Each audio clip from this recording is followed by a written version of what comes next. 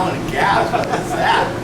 Wow. The only thing I can figure out is that maybe you don't have as far to go, so it lasts longer. Yeah. Wow. Who rides a bike even though they have a car?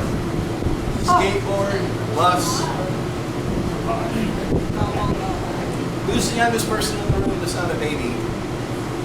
How old are you? 12? Anyone 11? 12. What? Oh, well, she's young. Okay, I can't hear, so I just pretend to listen. All right, any 10-year-olds, 11-year-olds, 12-year-olds, 13, 14, 15, 16, 17, 18. Okay, you're not allowed in here once you're 18 until you have, like, gray facial hair. Okay, I get it. Did that give you enough time to get ready over there? Good. How was that? All right. My name's Paisley Yankolovich, and I hate my life. Sound good? All right. I recognize some faces. This is the smallest group I've ever talked to here. So there's only 1 million of you to tear me to shreds. Show me your hand if you've seen me before. Show me your hand if you haven't. Wow. Nice. I'm going to ask people in back, if you want to do me a good service, move up. If I'm going to fillet you, I want to see the look in your eye. What's your name? Sorry. I'll work harder. But I'm really part of the new digital thing. I've been getting texts all, I don't know if I should return texts from people who don't come to my shows, but since I'm out of town, I guess it's okay. I thought tonight, instead of wasting my night talking about Jesus, I'd talk about myself. That's like my favorite subject. Raise your hand if you want to know more about me. Give me a hint. If you raise your hand, this goes faster. There you go. You're a rock star. You know it. You know it. I'm up here and I smell like one. Wow. Say no to polyester. It itches and it smells bad. It's cool, right? Yeah, that's nice. It's cool. I got it for $1 at a thrift store. The person I was with said that's the ugliest shirt I've ever seen, and I knew it was perfect for me. I'm Paisley Yankolovich. I don't usually do this. I'm 51 years old. Raise your hand if I look younger. That's smart. Love you guys. Love you guys. I'm still taking that whole thing of red vines with me when I go, but I love you guys. I'm telling you that because I want you guys to know something about me tonight. I am a prophet of the Most High God. I have been a believer for 32 years, and one day shy of 32 years, I started delivering prophecies for the Lord, and I've been prophesying my entire Christian life. I was 19 when I accepted the Lord. I thought I was a grown-up when I accepted the Lord. Now that I've raised 3 kids alone for the last 20 years, my oldest being 22 and my youngest being 19, I am very well aware how young 19 is. And I mean no disrespect. I'm just saying, in the immortal words of John Cougar Mellencamp, ooh yeah, life goes on long after the thrill of living has gone. And there comes a time where you realize that you're getting older and older and older, and you're not even close to death yet. You're like, God, I'm right in that middle place. This sucks. So, but I've been in the ministry the entire time I've been a believer, and on some level or another, I think I've sweat so much that my phone is getting wet. You want to take my phone? Oh, my Christmas elf travels with me. Thanks, Jerry. And I've been in every form of ministry that I was capable of doing. I've done child care, and I've passed out programs, and of course I've done music ministry. I pastor a church in Los Angeles. I currently pastor a church in Phoenix. And all of it means nothing to me. All of it. Except I've had a great experience.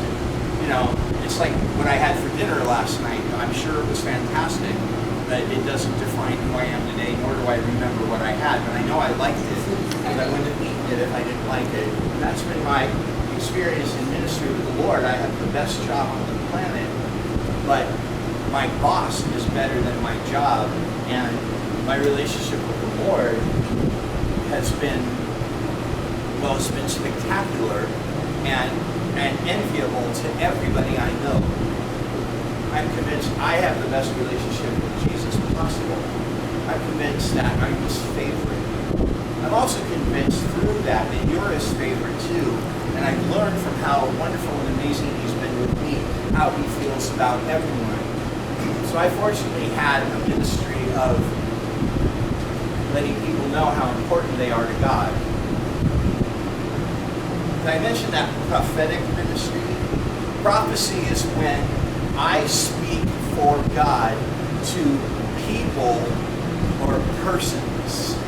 And I say what God gives me to say, whether it's good news or bad news, or if I even know the difference. Prophecy leads to death. Read your Bible. All the prophets were killed.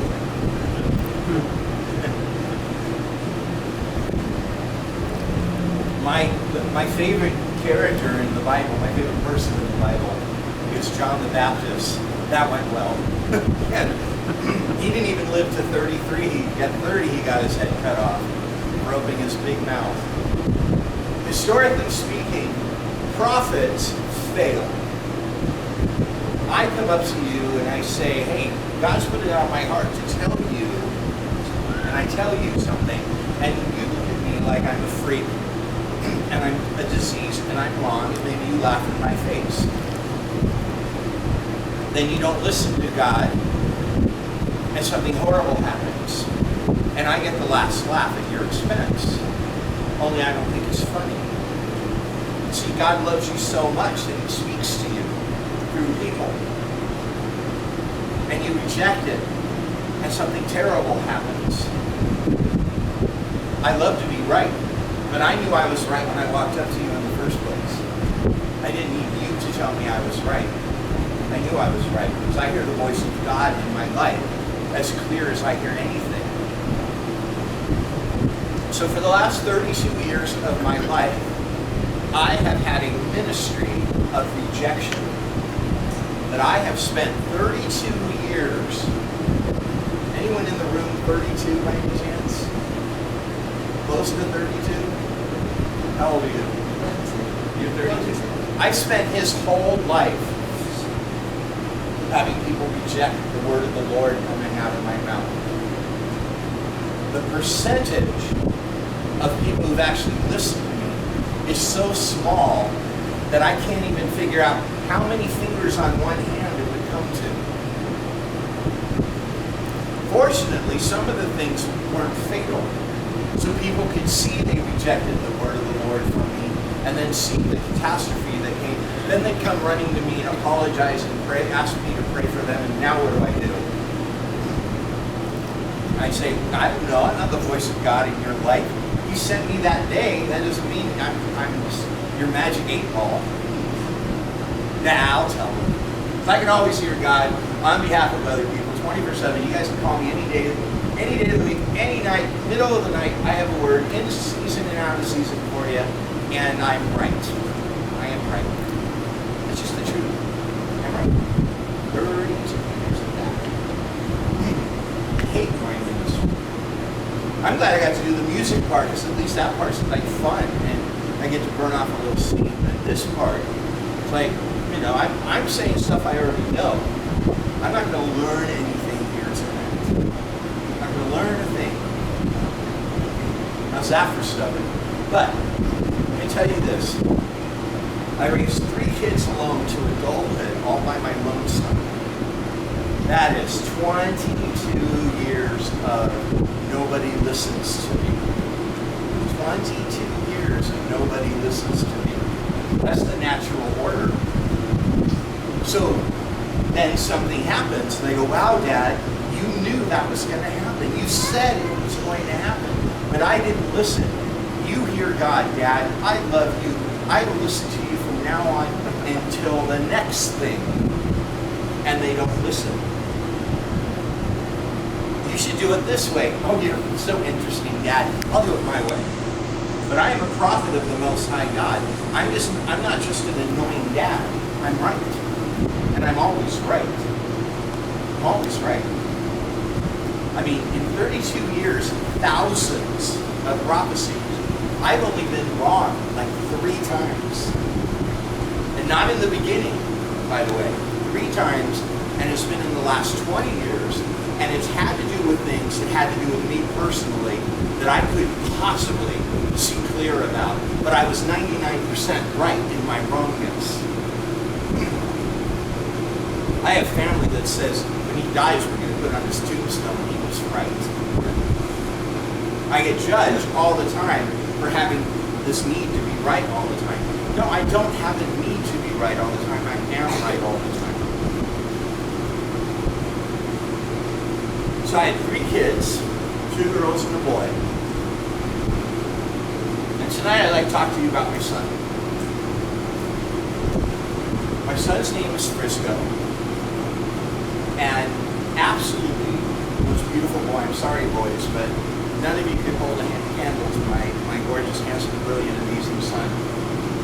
My son was so pretty as a baby that I used to, when I was left alone with him, take out mom's makeup stuff and make him up and dress him up in his sister's clothes and take pictures. So that when he was 16 and he wouldn't clean his room, I could threaten to post these pictures on the internet.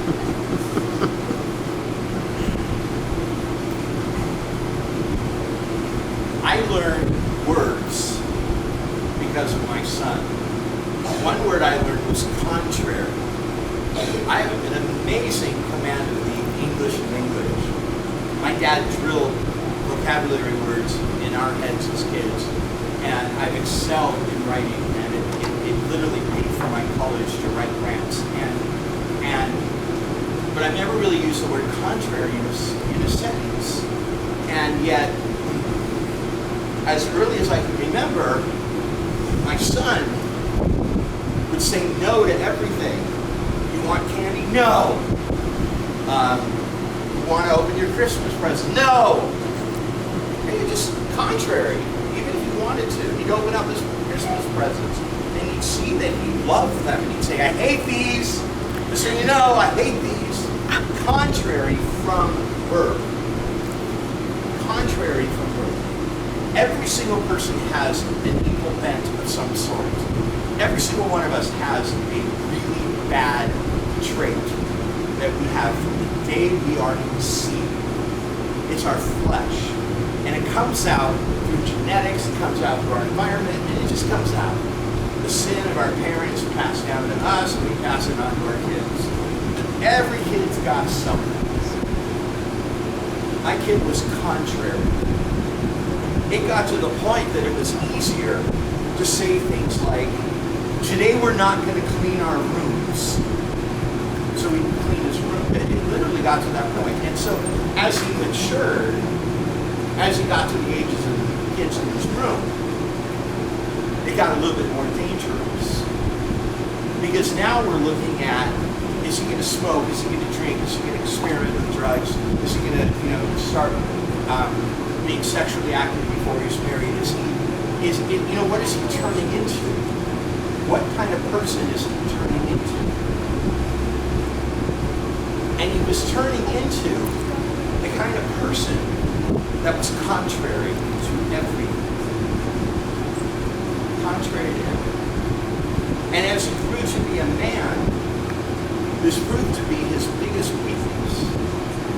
Because he found Jesus at the same time of life I found Jesus, in his late teens. And just like me, he was called into ministry. He knew he had this huge call on his life. And he was already leading hundreds, if not thousands, of people to Christ. He had surpassed my accomplishments already. He was self-taught in music. I'm classically trained. He was more talented musically. He was writing songs. He has a better singing voice, way better looking. And he has this amazing call of God on his life, and he's getting offers from all over the country to come speak to young people. But he had this problem. He had spent his whole life perfecting the art of contrary. And for those of you who don't know, contrary means just going against what is. Literally, whatever it is. It's hot outside. Well, I'm going to be cold. Everyone's in a good mood. Well, I want to be in a bad mood. We're all going to McDonald's. I want to go to Burger King. Anything other than agreeing with what actually is contrary.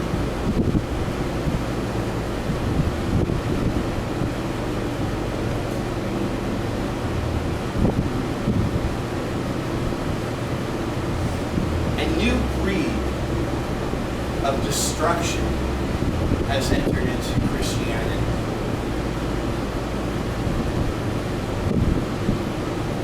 Every few years, a new doctrine floats into Christianity just screw up Christians.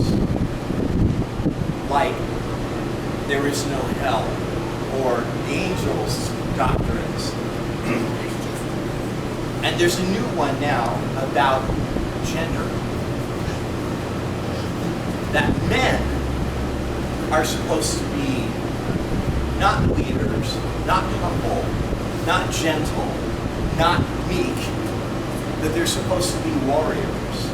They're supposed to experience manly feelings, like hunting, like whitewater rafting, like jumping out of perfectly good airplanes, like anything to conquer their fleshly fear, to make them feel that adrenaline and make them feel big and strong and macho. Because that's the kind of man girls want. Since this happened, I've talked to so many women. I said, would you want to date a cop? Would you want to marry a cop? Do you want to worry if they're coming home? How about a firefighter? Do you want to marry a firefighter? Or do you want a man that's at home every weekend with you and the kids? Do you want a man that's going to take off on Friday and not even tell you where he goes? But he's somewhere in the desert or somewhere in the forest or in the jungle doing something dangerous on purpose to make themselves feel like a man, so they can be stronger in God. I've yet to meet a woman that thinks this is attractive.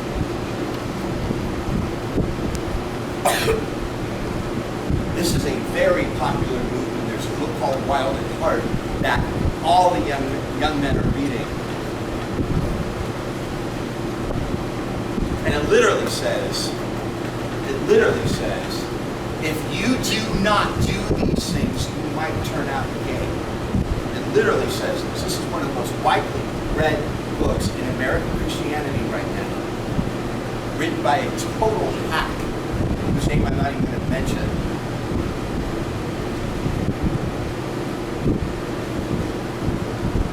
My son read that, and he got it in his head that because he was insecure about who he was as a man,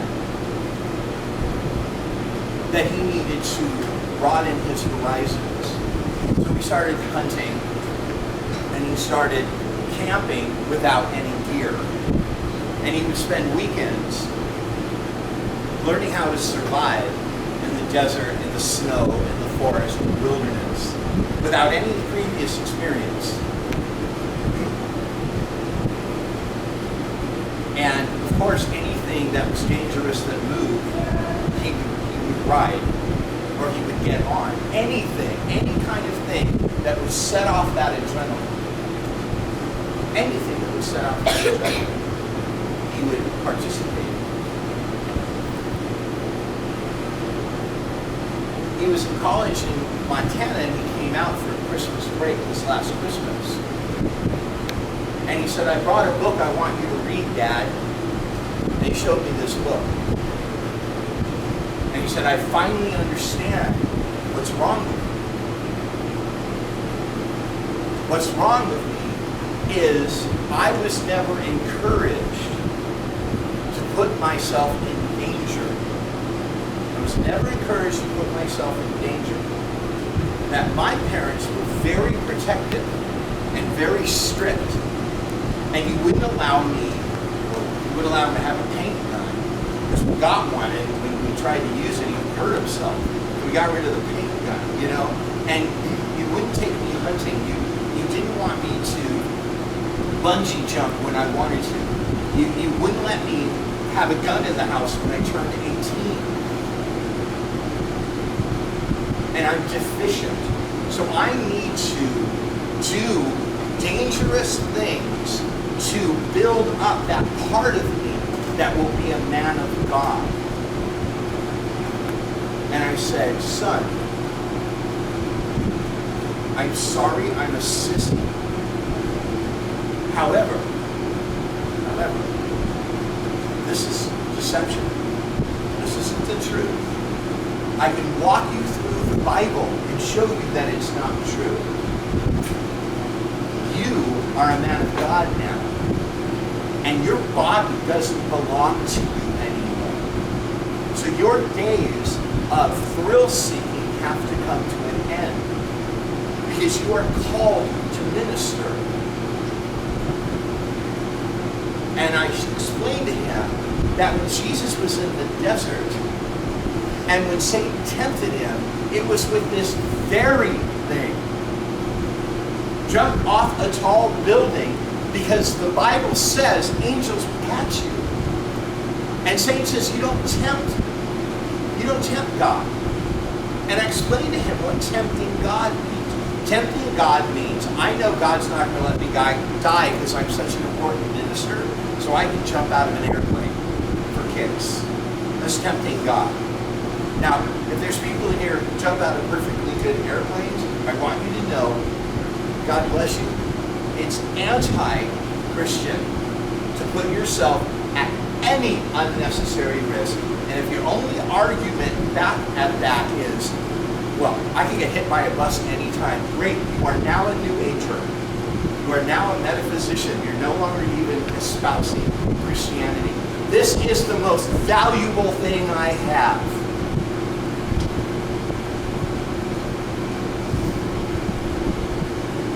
Thrill seekers get hurt. People who ride motorcycles get hurt. People who plan quads in the desert get hurt. People who scuba dive get hurt. I'm not judging. Just look at the statistics. My son was a bull rider. Bull riders get hurt. That's what happens. So this is who he got that day. And he said, well, I get it. You're scared of everything. You're afraid of your own shadow. You won't even, I don't fly. You won't even get on an airplane. I go, yeah, that's funny, because I'll get before 10,000 people in dress and combat boots and scream about Jesus, and I won't even break a sweat.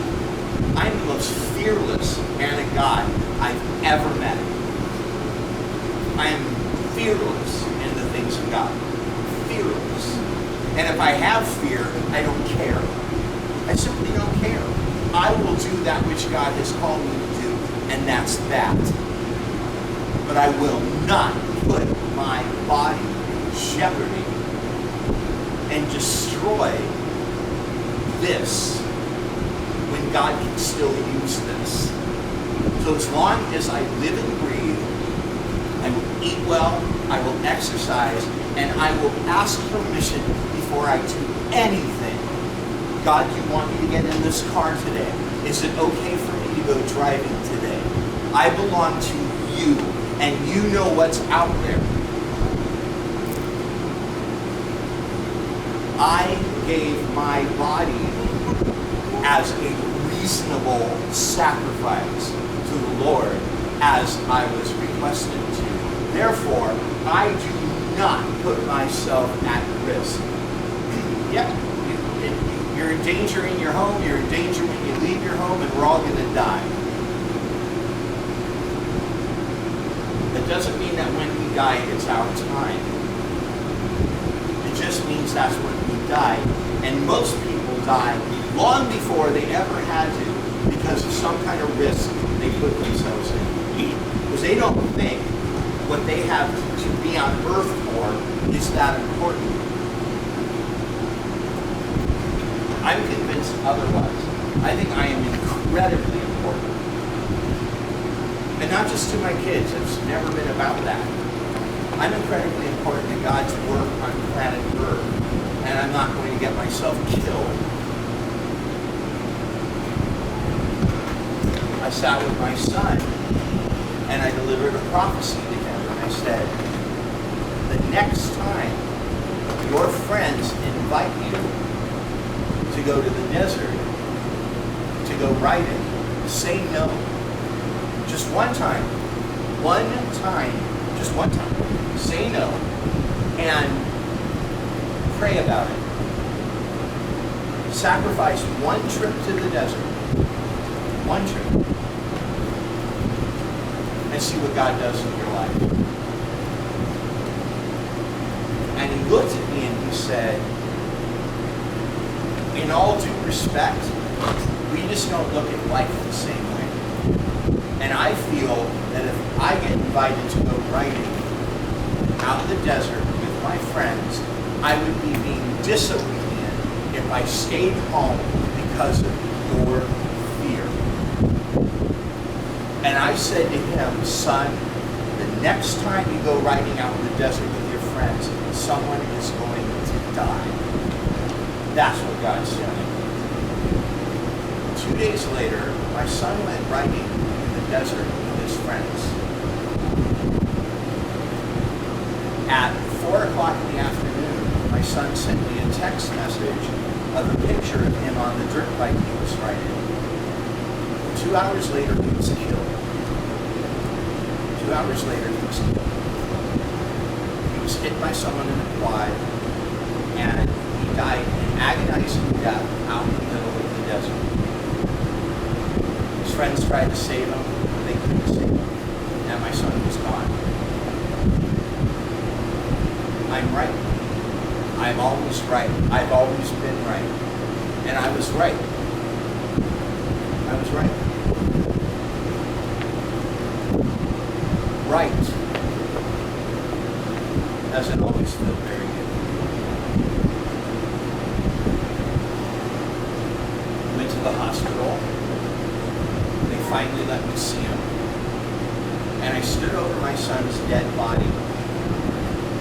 His eyes were open and they were black. And I stood over him crying. And I was saying, why didn't you listen to me? Why couldn't you just listen to the voice of God coming out of my mouth? I don't pick your prophet. God does. Now I get to be right forevermore. And look what I get for it. I get to be the person that has an amazing relationship with God, who failed to train my son how to hear the voice of God coming from my mouth.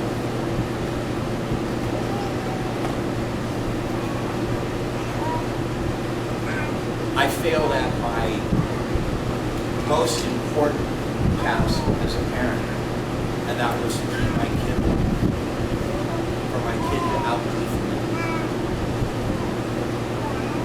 I contacted the writer of that book and we actually spoke. I thanked him for killing my son. I thanked him for what he put in my son's head. And I told him that he was in a realm of such danger that even Christ mentioned it. You know, you think of all the controversial issues on the planet with Christians and the rest of the world. Christ never talked about himself. But he sure talked about stumbling children. My son was 20. Those of us that are old enough to have 20-year-olds, we know how young that is. He was of an age of responsibility, but he was still a kid. Still incredibly impressionable and incredibly confused about who he was.